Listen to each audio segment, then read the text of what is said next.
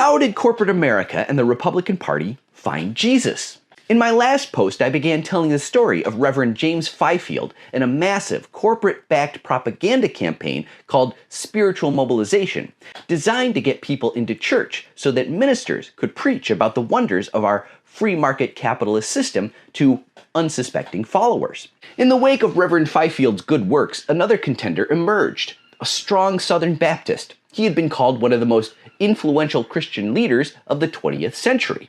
With movie star good looks and clear passion for Christ, Billy Graham's revivals packed stadiums like Lady Gaga. He broadcast his evangelical message on a radio and television, a true Christian superstar. Recognized for his contributions to battling racial inequality, Graham is less known as a soldier of God who was also ready to fight the Cold War. Nicknamed the Big Business Evangelist by the London Daily Herald, Graham was as hostile to organized labor and socialism, in the form of government involvement in the economy, as he was to the devil himself. One of Graham's biographers noted how when the minister talked fondly of the American way of life, he has in mind the same combination of economic and political freedom that the National Association of Manufacturers and the United States Chamber of Commerce and the Wall Street Journal do when they use the phrase. Billy Graham was known for affectionately speaking about the rugged individualism that Christ brought to this world. These deliberate conflations of faith, freedom, and free enterprise kicked into an even higher gear when top ad company J. Walter Thompson was paid millions to sell the Religion in American Life campaign. On the surface, the advertisement seemed to simply encourage people to go to church. What could possibly be wrong with that? There were no explicit rejoinders about God loving the free enterprise system, but the same messages of Christian libertarianism were skillfully embedded within. The idea was to convince the public that religion was the cornerstone upon which American democracy was based. No one suspected for a moment that the reason big business was paying millions to get people into churches was so they could be brainwashed about the glories of capitalism, rather than the glory of God.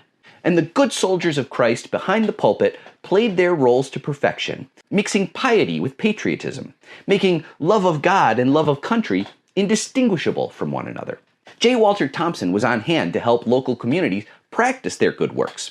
In the same way that Subway's corporate office might send its regional manager a packet with instructions on how to get the word out about an exciting new foot-long Philly steak sub, small-town leaders were sent detailed plans outlining the 7 steps to a successful local Religion in American Life program. Included were marching orders about which local organizations should be recruited, how to organize the central committee, and which specific type of citizens should be placed in leadership positions. They even told town fathers precisely what to say. The mayor, for example, was told to make a proclamation that included the words, "Faith in divine power was stamped on this nation's first money with the words, 'In God we trust.'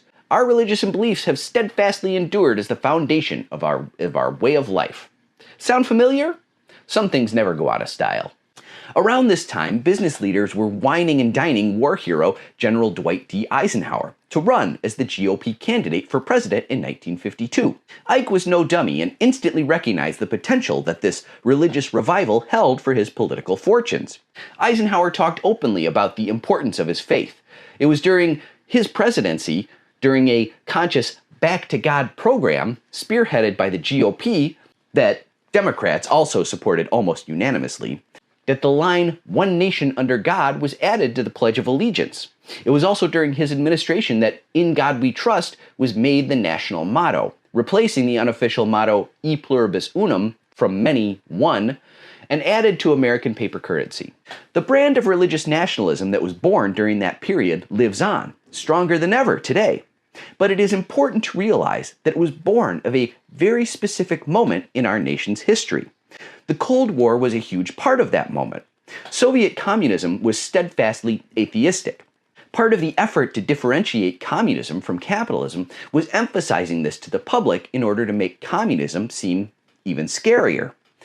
Eisenhower is quoted as having told the Religious Herald during his presidential campaign, "What is our battle against communism if it is not a fight between anti-God and a belief in the Almighty?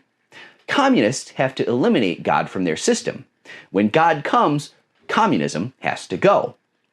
He wasn't the only one using religion to make the godless communists seem terrifying to the American public. Australian Fred Schwartz, founder of the Christian anti-communism crusade, made an entire career out of precisely that. One ad for Schwartz, paid for by executives at the Ellen Bradley Company of Milwaukee, blared, "Will you be free to celebrate Christmas in the future? Not unless you and other free Americans begin to understand and appreciate the benefits provided by God under the American free enterprise system."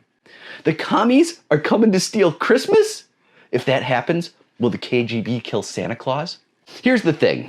These efforts by organizations like Spiritual Mobilization, fundamentalist preachers like Billy Graham, ad campaigns like Religion in American Life, political figures, especially Dwight D. Eisenhower, and anti-communist zealots like Fred Schwartz, were wildly successful. They truly ushered in an unprecedented religious revival in the United States.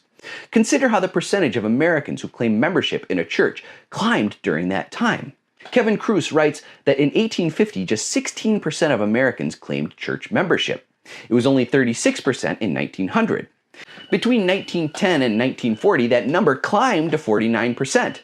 During the period discussed here, that number suddenly skyrocketed to 57% in 1950, and an all-time peak of 69% in 1960.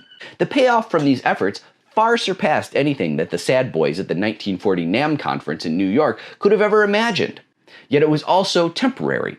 In 2020, church membership fell back to an 80-year low of 47%. It is essential to remember that these efforts had conscious intent. One of the byproducts of the success of this freedom under God movement is the mistaken impression that public religion has always existed in this country and is an important tradition that goes back to the nation's founding.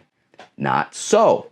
I will grant that there are references to a deity in the Mayflower Compact, the National Anthem, the Declaration of Independence, and almost all state constitutions.